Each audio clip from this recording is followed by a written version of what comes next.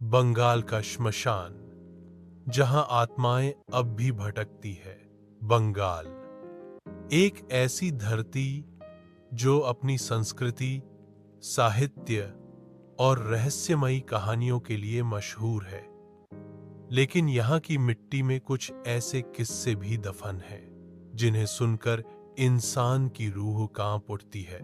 आज हम सुनाएंगे एक सच्ची दास्तान, नदिया जिले के एक पुराने गांव की, जहां सदियों पुराना श्मशान घाट आज भी भूत प्रेत की कहानियों से घिरा हुआ है।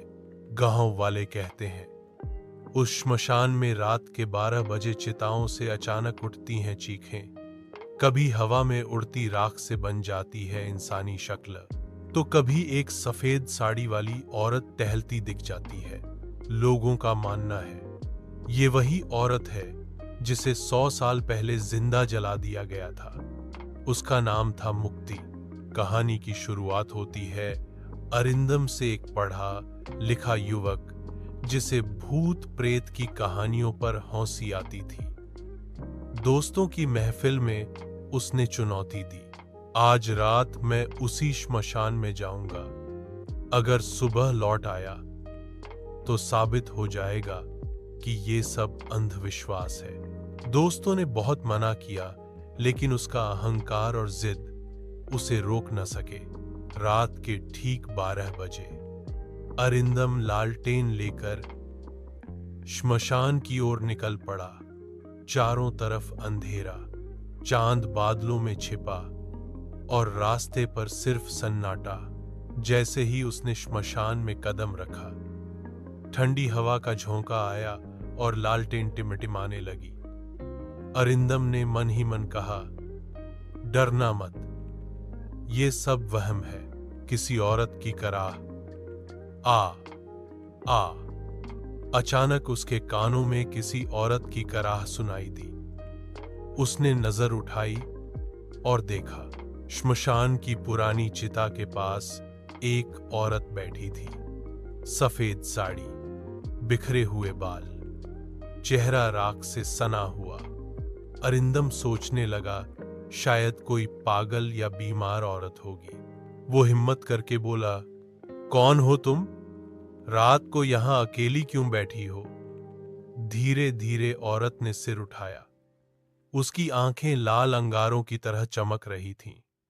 वो फुसफुसाई, मैं यहीं रहती हूं। अरिंदम का दिल धड़कने लगा। उसने पीछे हटने की कोशिश की, लेकिन अचानक पैर जमीन में जैसे जम गए। पायल की झंकार, महिला की ठंडी हंसी। वो औरत खड़ी हुई और उसकी तरफ बढ़ने लगी। हर कदम के साथ उसकी पायल की झंकार गूंज रही थी। अरिंदम कांपते हुए बोला, तुम इंसान हो या? अचानक औरत का चेहरा बदल गया। उसके होंठ गायब हो गए, आंखों से खून टपकने लगा और उसकी हंसी चीत्कार में बदल गई। अरिंदम ने पूरी ताकत से चीख लगाई, बचाओ! लालटेन बुझ चुकी थी। अंधेरे में बस औरत की चीख और हंसी गूंज रही थी। अरिंदम ने खुद को छुड़ाने की कोशिश की और अचानक वो बेहोश होकर जमीन पर गिर पड़ा। सुबह गांव वाले श्मशान पहुंचे तो उन्होंने अरिंदम को जमीन पर बेहोश पड़ा पाया। उसके चेहरे पर राख जमी थी और शरीर कांप रहा था।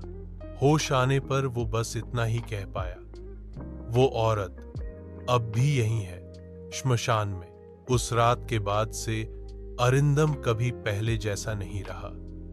वो जिंदा था, लेकिन उसकी आंखों में हमेशा डर बना रहता। गांव वाले आज भी कहते हैं, अगर रात को उस श्मशान में जाओ तो राख से उठती परछाइयां और पायल की झंकार स्पष्ट सुनाई देती है। तो अगली बार अगर कभी आप बंगाल की धरती पर किसी पुराने श्मशान के पास जाएं, तो सावधान रहना, क्योंकि कौन जाने धुंध और राख के बीच मुक्ति की आत्मा आपको ही अपना अगला शिकार बना ले।